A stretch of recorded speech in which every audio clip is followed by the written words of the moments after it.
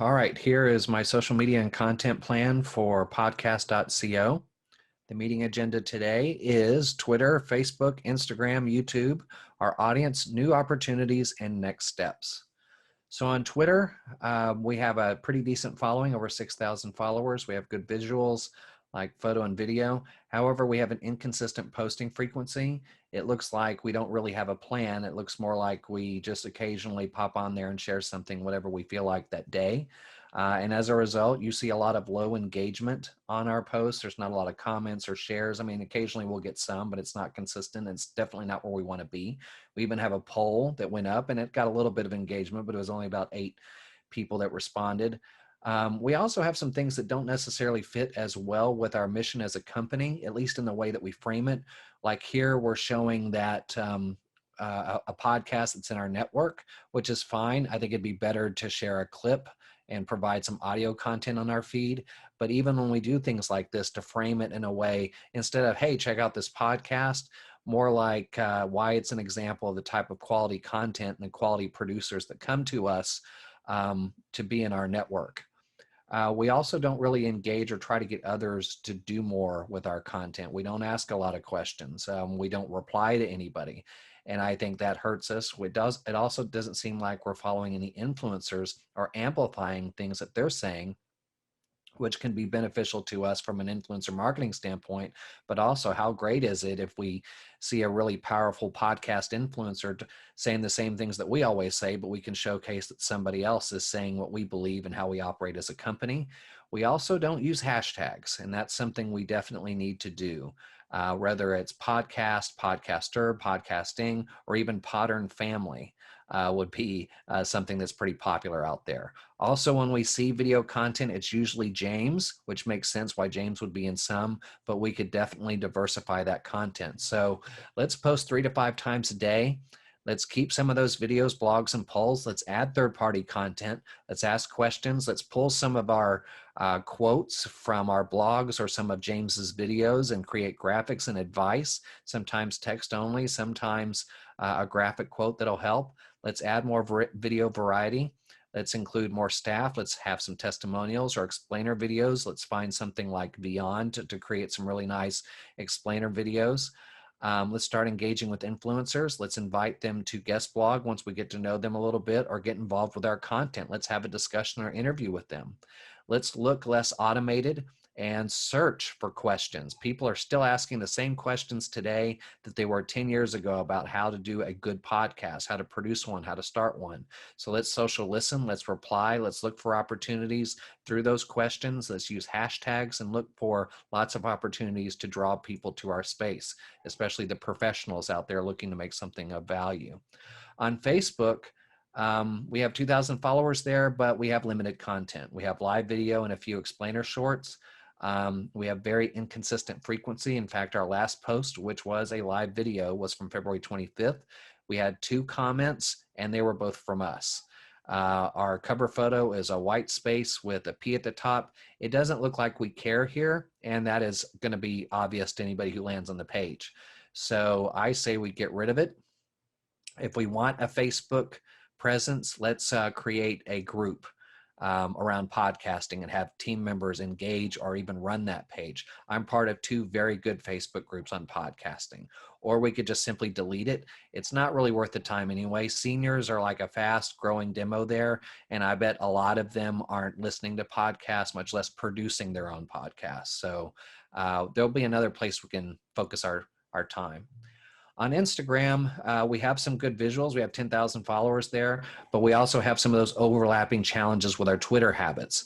We have video, all James primarily, with some other things incorporated into that, but even the thumbnails here, some of them show what you're going to get. Some of them are just blank. We need to address that. We have some good views on those videos, but it's still very low engagement on some of the other posts. Again, there's a lot of James, and after a while you start to think if the company is James, or if we actually have a lot of professionals or a lot of other people involved in what we do as a company. And I think we need to work on that a little bit.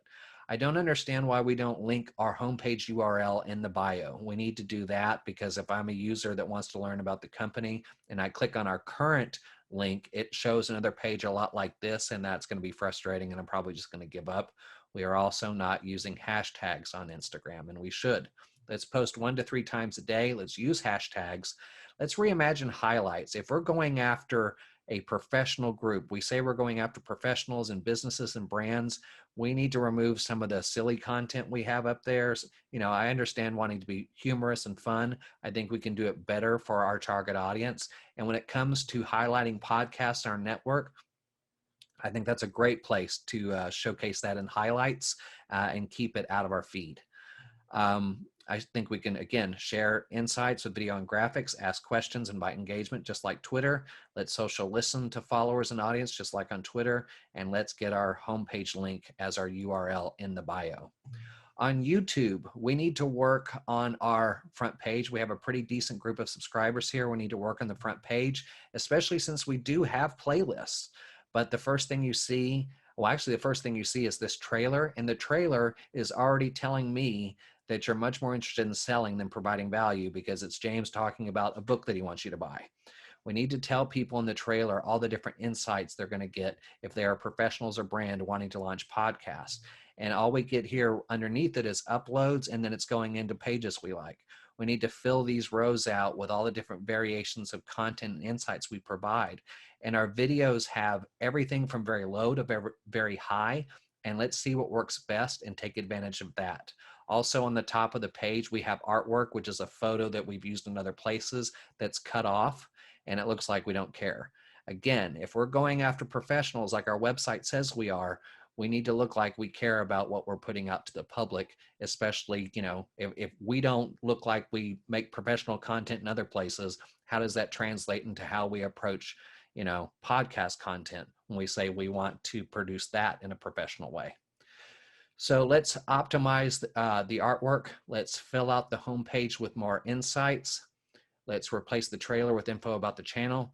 We need more SEO descriptions, or more SEO in our descriptions. They're very simple, and I know we're trying to keep them short so they stay above that fold, but let's fill out the rest of it with some SEO that'll help people find us. Again, people are searching for questions when it comes to podcasting. We can take advantage of that.